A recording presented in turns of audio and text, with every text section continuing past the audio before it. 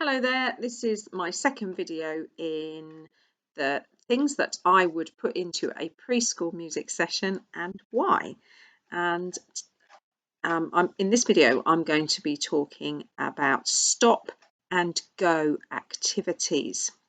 I think that stop and go activities are a really important part of preschool music lessons, and it's such a brilliant way to teach the children how to use inhibitory control or self-control, or having that ability to stop doing something when they've been asked to.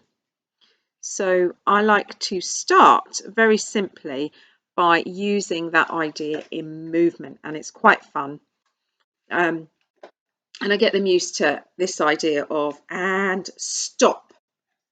So we can very simply walk around or even clap. So we could start by going clap, clap, clap, clap, clap, and stop. And everyone stops clapping.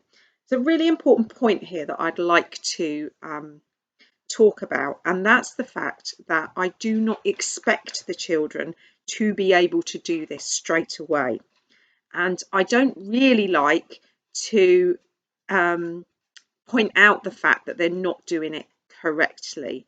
I would rather that they just learn it by doing and copying. So the more this becomes familiar, the more likely they will be to develop this skill. And I think that there are just some skills that we develop from doing them, and we don't really need to be instructed in those skills. Some children will just develop this skill quicker. And I think for me, music is a place where we are free to develop as we feel ready and able to, rather than another thing where somebody's saying, no, you're doing it wrong. Okay, so that's just that bit out of the way. So we're encouraging them to stop, and when they stop, we're going, oh wow, well done for stopping. Okay, so we can take this up onto our feet. Walk, walk, walk, walk, walk, and stop. And then once we've got this idea of stopping to a very simple activity like that, I might bring in a song where at the end of the verse, I'm going to do an and stop. And one of the songs that I like to use in preschool is walking in the green grass, green grass, green grass, walking in the green grass so early in the morning. But instead of so early in the morning, I'm just going to go, now we stop. So, walking in the green grass, green grass, green grass, walking in the green grass, and now we stop. And we can do different locomotor movements, skipping, jumping, jumping in the green grass, green grass, green grass, jumping in the green grass, and now let's stop. You get the idea. So there are lots and lots of activities where you can bring this stopping idea in. And once we've done it with our bodies, I like to take it a bit further and ask children to be able to do that when they're holding something that is so difficult to stop moving or shaking. You know, the last thing you want to be told to do when you're holding an instrument, which is so irresistible, is to stop.